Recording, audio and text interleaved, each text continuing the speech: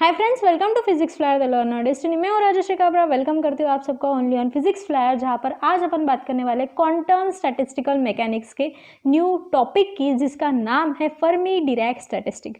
अब Fermi Dirac statistic जो है, मतलब फर्मी डिरैक डिस्ट्रीब्यूशन भी बोल सकते हैं आप उसे, तो उसमें कंडीशंस कौन कौन सी हैं, कौन से ऐसे पार्टिकल्स हैं जिसको अपन ये वाला रूल लगाएंगे, मतलब ये वाला डिस्ट्रीब्यूशन ओबे होगा, किस पार्टिकल को ओबे नहीं होगा, उसमें टर्म्स क्या क्या है, उसकी जो प्रोबेबिलिटी है, उसका जो फॉर्मूला अपन यूज़ करने वाले हैं वो फॉर्मूला कहाँ से आया, ये सब देखेंगे।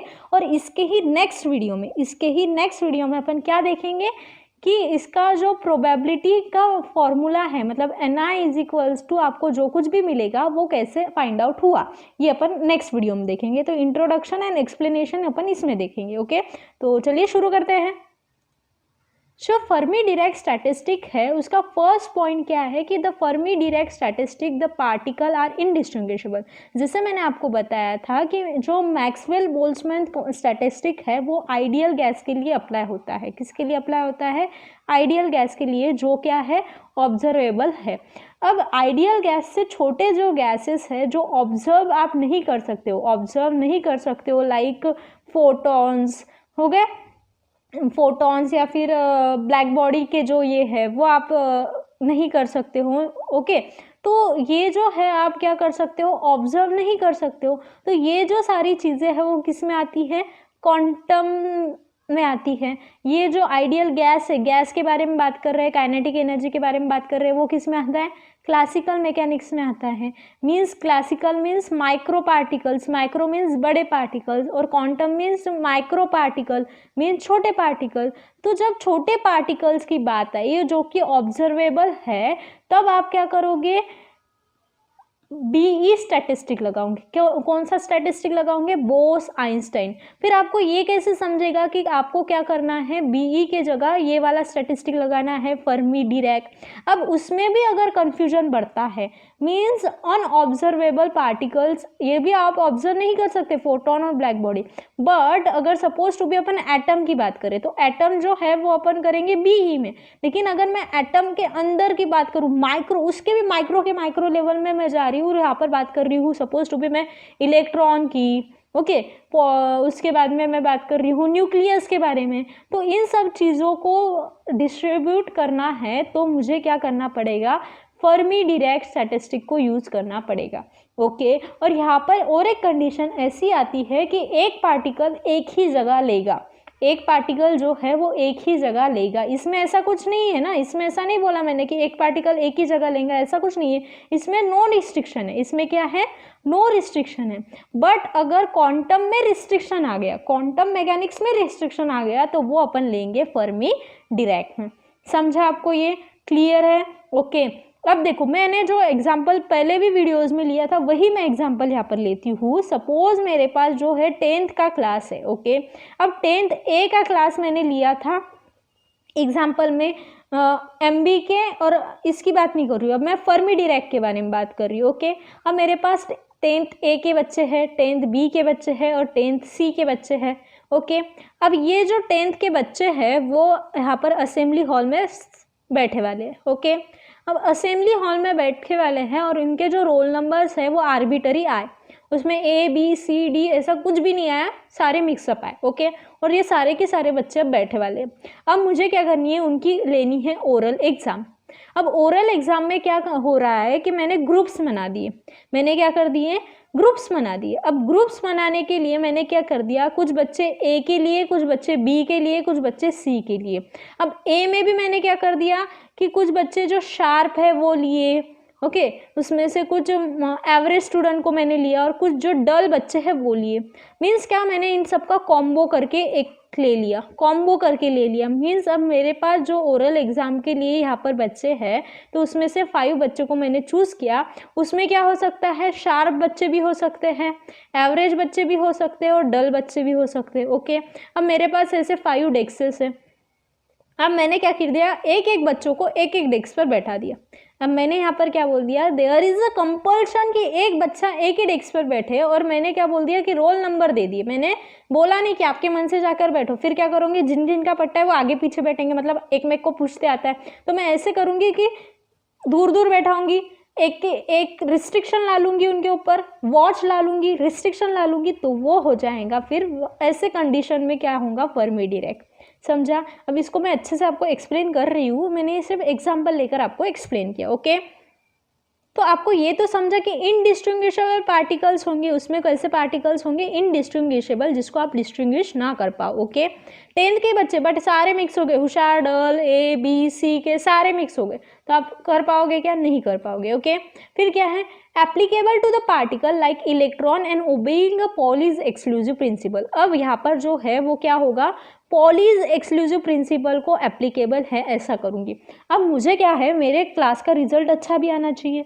अब ग्रुप है, अगर मैंने सपोज टू बी ग्रुप कर दिया, तो मैंने क्या किया, 2 स्टूडेंट्स का ग्रुप किया, तो मैंने क्या किया, 3 स्टूडेंट का मैंने ग्रुप किया। ओके, अब मैंने एक स्टूडेंट क्या लिया, स्मार्ट स्टूडेंट लिया, मतलब होशियार स्टूडेंट लिया, दूसरा क्या किया, एवरेज लिया, और तीसरा जो है वो डल स्टूडेंट लिया।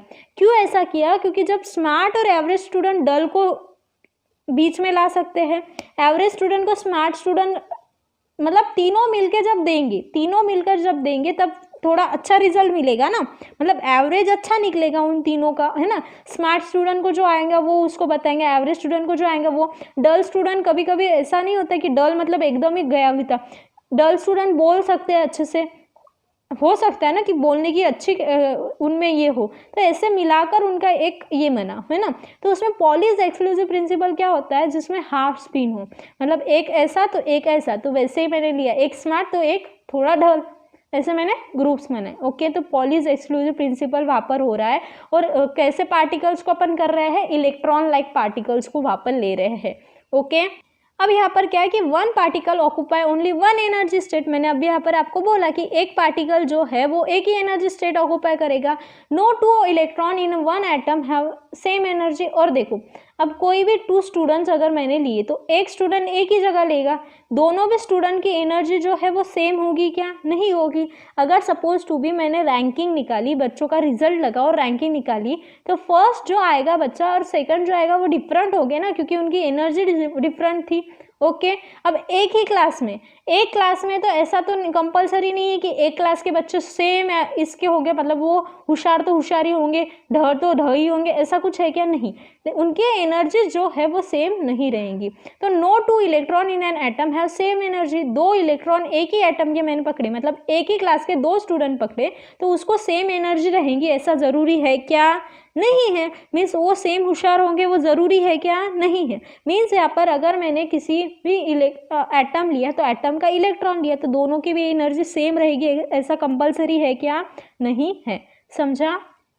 अब क्या है कि द पार्टिकल विच ओबे एफडी डिस्ट्रीब्यूशन स्टैटिस्टिक्स, अगर कोई पार्टिकल एफडी डिस्ट्रीब्यूशन स्टैटिस्टिक को फॉलो कर रहा है, तो मैंने उसको क्या बोल दिया, फर्मियंस बोल दिया। क्या बोल दिया, फर्मियंस बोल दिया। समझा? जैसे आपके स्कूल्स में ग्रुप होते हैं ना, वैसे टाइप। ओके, और जो बी स्टैटिस्टिक को क्या बोलते हैं, बोसॉन्स, और एमडी के लिए तो कुछ भी नहीं है। Okay, particles having a half integral spin.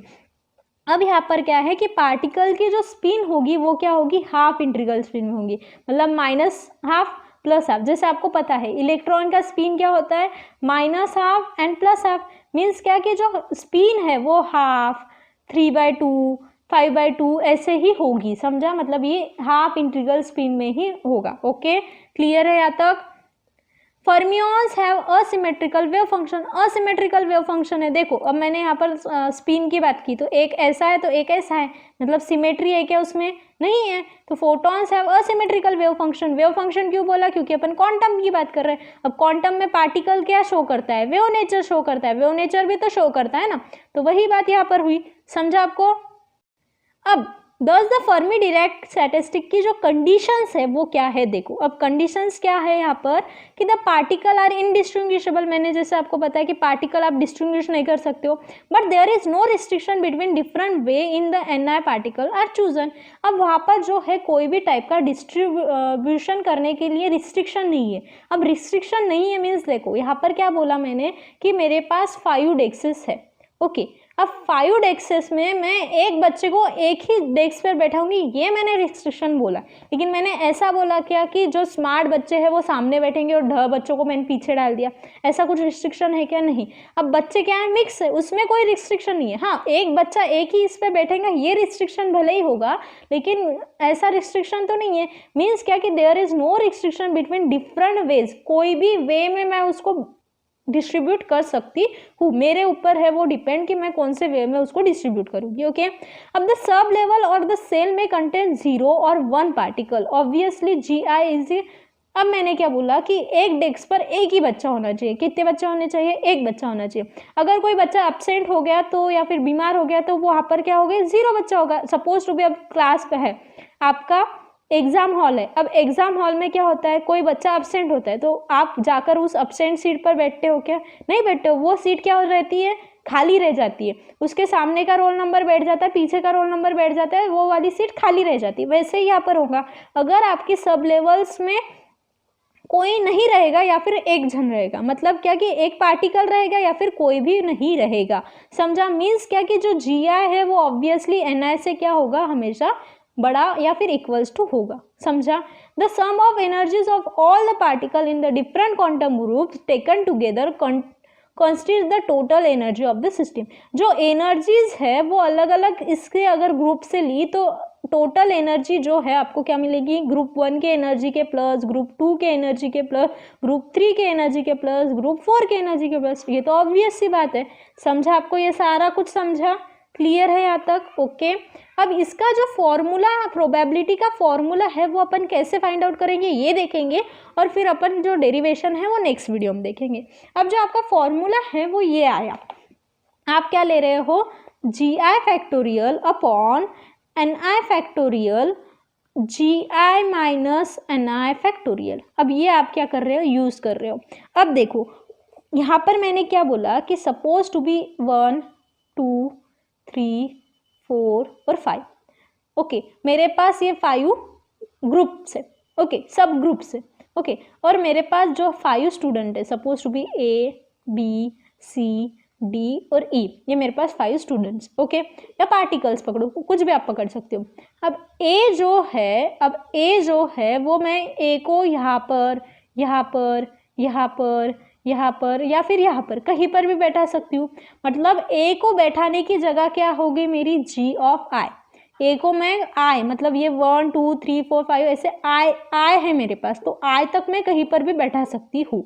But अब जो मेरा B है, अब B के लिए क्या है कि अगर सपोज टू बी A ने क्या कर ली? ये जगह ऑक्यूपाई कर ली, तो B जो है वो यहाँ पर बैठ सकता है, यहाँ पर बैठ सकता है, यहाँ पर बैठ सकता है और यहाँ पर बैठ सकता है। लेकिन यहाँ पर बैठ सकता है क्या? नहीं बैठ सकता है। तो उसकी जो पॉसिबिलिटीज है वो कितनी हो जाएंगी?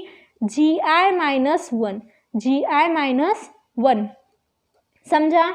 अब देखो यहाँ पर रिस्ट्रिक्शन आने की वजह से अपन अलग अलग रह रहे। जो आप बोलोगे कि यही एग्जाम्पल मैंने पहले लिया था तो वहाँ पर इतना रिस्ट्रिक्शन नहीं था, एक पर एक ही ऐसा रिस्ट्रिक्शन नहीं था, तो लेकिन यहाँ पर रिस्ट्रिक्शन है। अगर सपोज टू बी B ने ये वाली स्पेस ऑक्यूपाई कर ली। ओके, अब फिर बात है C की। अब C जो है वो कौन सी जगह ऑक्यूपाई कर सकता है? ये और ये। मतलब क्या कि GI में से 2 स्टेट चले गई।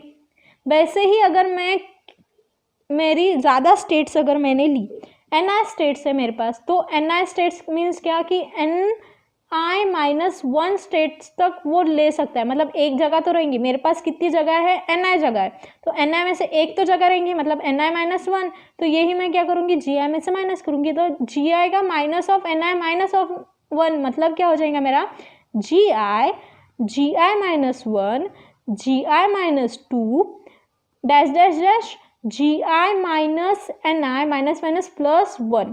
समझा आपको? ये क्लियर है? तो ये फैक्टोरियल नहीं है यहाँ पर। ओके, क्योंकि फैक्टोरियल कब लेंगे अपन? जब सबके ऐसा रिस्ट्रिक्शन नहीं रहेगा तब, लेकिन यहाँ पर रिस्ट्रिक्शन है इसलिए अपन ने ये लिया। यहाँ तक क्लियर है? ओके, दस द नंबर ऑफ वेव्स, कितने वेव्स हो गए? इतने सारे वेव्स हो गए। अब GI क्या है? टोटल नंबर ऑफ स्टूडेंट्स, तो GI upon GI minus NI factorial. अब इसको मैं क्या बोल सकती हूँ? GI minus NI factorial. So यहाँ पर मेरे पास क्या हो जाएगा, इसको मतलब जी आई -1 जी आई -2 ऐसे जो मैंने किया उसको मैं क्या लिख सकती हूँ, जी I minus N I factorial. जैसे अपन लिखते हैं ना 5 है, 5 फैक्टोरियल को अपन कैसे लिखते हैं, 5 इंटू 5-1 इंटू 5-2 इंटू 5-3, ऐसे कब तक लेते हैं जब तक वो 0 नहीं आता है ना, जैसे लेते जाते हैं। तो वैसे ही यहाँ पर लिखे वाला है, तो इसको मैं लिख सकती हूँ जी I minus N I factorial. लिख सकती हूँ कि नहीं लिख सकती हूँ, मैं लिख सकती हूँ। तो ये कहाँ से आया, समझा, रिस्ट्रिक्शन आपको समझा।